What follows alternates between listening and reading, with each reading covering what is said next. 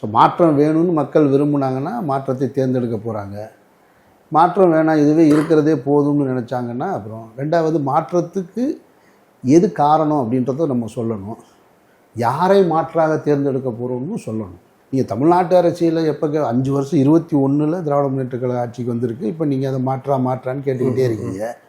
2014 ஒன்றியத்தில் ஒரு அரசு இருக்குது, அதுக்கு மாற்றுன்னு யாருமே பேசவே மாட்டேன்றீங்க. ஏன் யாருமே அந்த மாற்றத்தை பற்றி இந்த தமிழ்நாட்டில் இருக்கிற யாருமே பேச மாட்டேன்றாங்களே, அதுக்கான காரணம் என்ன சார்? அந்த மாற்றத்தை யாருமே விரும்பலையா? விரும்பாமலாம் இல்லை சார். அப்புறம் ஏன் அந்த மாற்றத்தை பற்றி பேசவே மாட்டேன்றீங்க? அப்போ அந்த இடத்துக்கு வரும்போது மட்டும் இல்லை அவர் அங்கே எதிர்க்க ஆளே இல்லைன்றீங்க, இங்கே வந்தால் மாற்றம்ன்றீங்க. இந்த மாற்றம்னு தமிழ்நாட்டில் உட்காந்து பேசுகிற வாய் பூரா வரப்போகிற நாடாளுமன்ற தேர்தலில் வேறு பேசுவோம். அப்போ அங்கே மாற்றம் வேணாமா? அங்கே மட்டும் 3 முறையாக ஒருத்தர் தொடர்ந்து இருப்பாரா?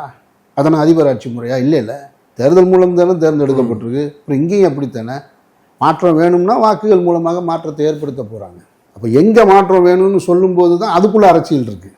அதை கவனிக்கணும்ல நம்ம.